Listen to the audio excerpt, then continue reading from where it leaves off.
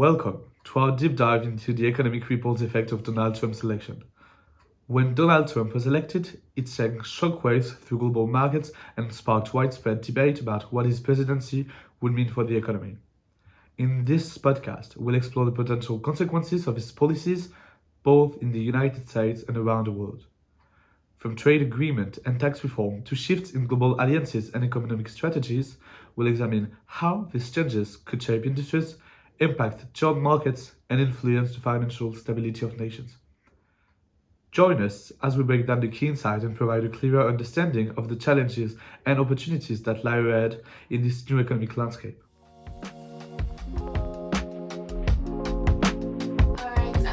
Good afternoon, everyone, and welcome to the second edition of the Norwich Economic Podcast. And here on the podcast today, it's Professor James and myself. My name is Chidimere Ogu, and I'm a postgraduate student of School of Economics, studying finance and economics. Professor James, please can you introduce yourself and tell us your position at the School of Economics? Yes, thank you very much. I'm Dr. James Watson, and I'm an associate professor in financial economics, and I have the privilege of teaching Chenomerum every Thursday and Friday. So thank you so much for granting us the opportunity to be interviewed once again. Oh, it's my pleasure. So this particular edition will be looking at the US recently concluded US election, and there's so many buzz around the election, and even the new president of the US. So there's been so many conversations about his economic growth plan in the US. So the question, especially around tariffs. So the question I have for you is, what are the implications of Donald Trump's economic plan for the UK and the rest of the world? What do you think the economic plan would influence or impact the rest of the world, especially UK? Okay, so if, and we can maybe come back to if later, if Donald Trump, if President Trump, as he will be, goes ahead with tariffs to the extent that he is talking about, that must inevitably lead to a slowdown in something of a slowdown in the global economy. You know, if it's anything like the extent to which he's talking about, and I notice even in the news today he's threatened day one tariffs against Canada and Mexico and more tariffs against China. The US is the economy that the UK trades most with. The EU is a more important trading partner, but the single country the UK trades most with is the US. If President Trump does put tariffs on countries, and that includes the UK, it will affect the UK economy. I think I saw yesterday that Goldman Sachs had slightly downrated their growth projections for the UK economy by about 2.2%. And I think on any reasonable measure, if we end up, if it comes down to tariffs, we might reasonably expect the UK economy to grow slightly less than is predicted. The problem, as I see it, is this is part of a longer story with the UK economy. Maybe the global financial crisis, the UK economy grows quite slowly. Brexit uncertainty and the damage that's done with our trading relationship with the EU, the UK economy grows a bit more, grows slightly more slowly. The budget, something we talked about a few weeks ago, again, the outturn for that is perhaps another few basis points of growth, and if this is another chunk. The UK doesn't have that much growth to play around with. It's growing quite slowly anyway. Another concern could be that if it were felt necessary, or we tried to get a trade arrangement with the US, noting that the sort of transactional way that President Trump carries out his economic policy, it may be that if the UK wanted a trade deal, or maybe even a free trade deal with the US, if that were on the table, it may be on the table around things that we might be uncomfortable with. So different qualities of food, for example, maybe something about medicines, pharmaceuticals. So that's kind of my guess. You know, we might end up with some import tariffs which might just simply affect the amount that we export to the US, and or if a free trade agreement is on the table, it may not be on terms that the UK finds acceptable. I mean, more broadly, if there's anything like some sort of global trade war that comes out of the new President Trump presidency, the UK maybe looks a bit isolated. I'm not convinced that Brexit was at all a good idea in the first place. If we headed towards a world where everyone is a little bit more inward looking, we suddenly sort of look quite isolated outside the EU, which is still the main region that we trade with. Yeah. So, this is quite very expository. So, my next question will be, although you partly answered it, but I'm just going to go ahead so you can just shed more light on it. So, basically, from what your first response, that means these policies may likely influence the global trade, the UK's trade. Yes, yeah. I mean, it's. I think overall, if we ended up with some sort of trade war, if we ended up with tariffs, then that will affect the amount of global trade. That will affect the amount of global trade. On all else equal, is likely to slow down economic growth at the global level somewhat. And that means, in other words, that even the 2.5% growth rate that was predicted in the UK budget might not be a reality? I mean, the UK growth rates are not predicted to be great. I think well under 2%, and this could knock those down even further. So, as I said earlier, the UK hasn't got that much growth to play with, so we can't keep losing too many chunks to these various. I mean, we'll see. The news yesterday, I think the guy's name's Scott Bessent, if I'm pronouncing that correctly. He was Trump's nomination for Treasury Secretary. That was received reasonably well by international markets. He has, I think he's used a phrase before that amounted to sort of a layered approach to tariffs.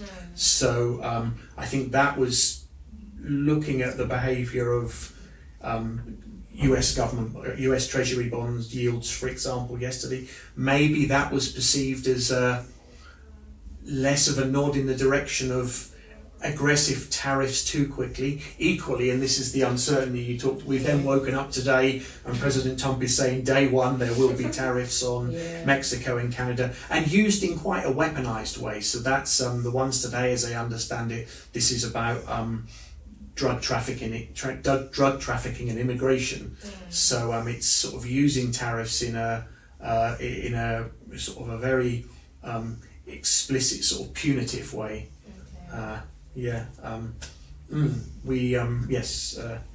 As you alluded to earlier, there is a Trump economic plan, and all the different parts aren't necessarily consistent with one another. So we will have to see. They are. I mean, it's in some ways there's something somewhat self-evident with trade. So the UK.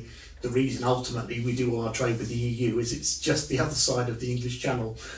Similarly with North America, I believe China's in there somewhere, but I believe it is Mexico and Canada that are the US number one for geographical reasons. So I think Trump, I read in the news today, I think Trump's met President Trudeau even yesterday or today. So I don't know how much of this is the way President Trump works and it's a threat rather than something that will happen, because before it happens they will agree to do something about it. And I think that's the challenge. There's the bit where someone may put tariffs on things because they think trade is fundamentally unfair, whether that's a good or not idea or not.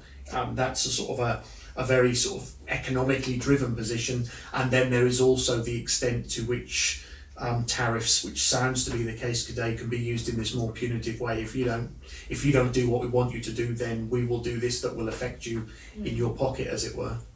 Okay, please, what are your concluding thoughts for everybody listening? And my concluding thoughts are President Trump can't do everything that he says he's going to do because things pull in opposite directions. I don't know if I'm being cautiously optimistic.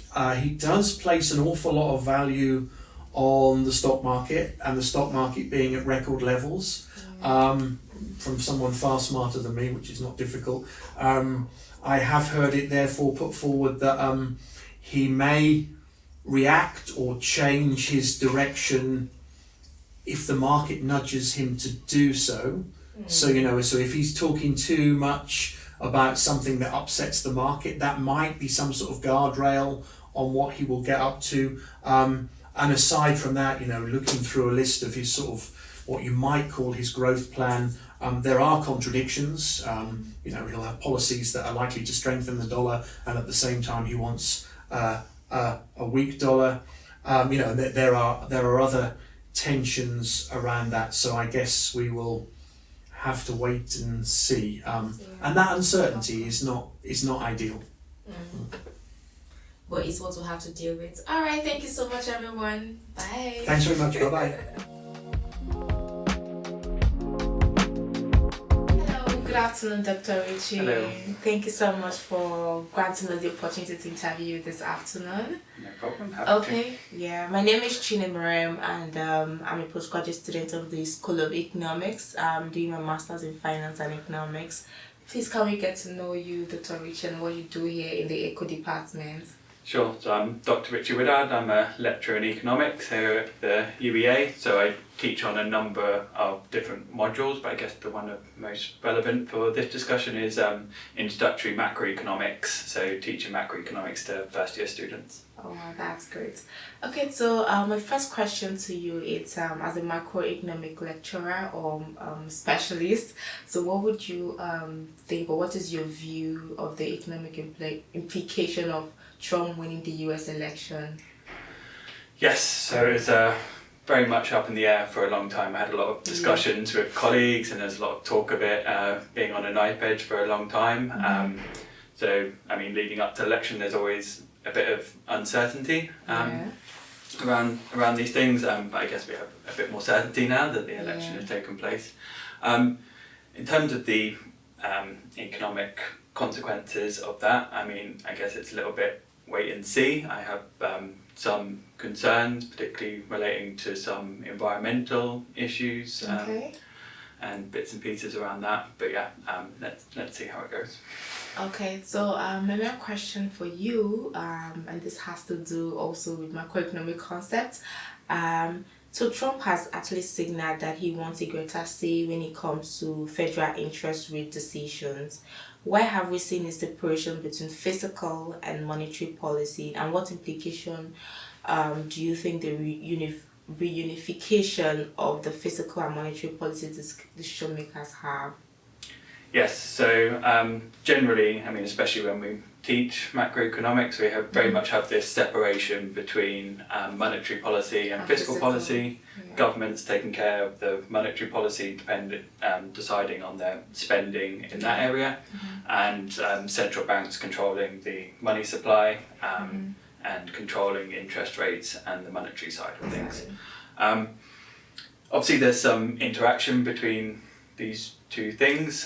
Sometimes the government will issue bonds, and these will be bought by the central bank. But the key issue that, I mean, it's been for stability for a long time, this idea that governments don't interfere with central banks, in that they are independent and make their decisions themselves.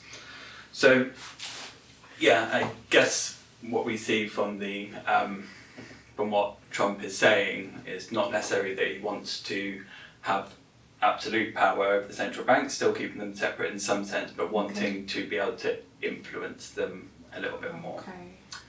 So one of the key reasons that we have this separation between central banks, having the independence of central banks, is that it builds credibility, it builds price stability. So this idea that central banks are concerned mainly about inflation, and that they're not influenced by government. So where government in some situations might want to make some decisions which might have some short-term benefits, for example, might help them get elected, but then might have longer-term consequences to that. This is avoided somewhat by having this independence of the central banks. The political pressure on central banks is, I guess, a little bit concerning. It depends a little bit on how successful that is, but even the sort of threat, even talking about wanting to influence central banks could affect their credibility. Central banks rely a lot on this credibility to send signals to the market. If they say that they're going to come down hard on inflation, this helps anchor expectations and helps keep inflation lower in itself. Thank you so much for that detailed response. So, one last thing I would like to ask, what are your expectations, or what are you seriously looking forward to as an outcome for from the government, from the U.S. Trump's government?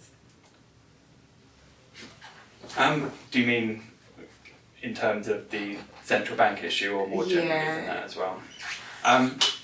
So like I said, I do find it slightly concerning that they're trying to apply pressure to central banks. I think all governments would have their say, and they might prefer, for example, in the UK we've had inflation pressures, and the central bank has increased the interest rate as a result of that, and some in government might argue that they were too harsh on that. Governments want to keep employment, keep the economy growing, but central banks want to control inflation, and they have the mandate to do that.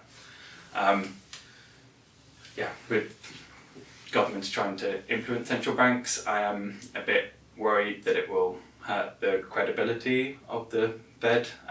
Hopefully, I hope they'll be strong enough to keep their independence and make their own decisions, and not be influenced by the politics. Yeah. All right. My final question to you is, so do you think it's possible for the government to have an absolute influence on the policies made by the central bank? So, I would be very surprised if we saw a full reunification. It would take a lot of things to go through. I wouldn't say it's sort of impossible, but extremely unlikely that the government has a direct influence, like brings the central bank back under government control. Wow.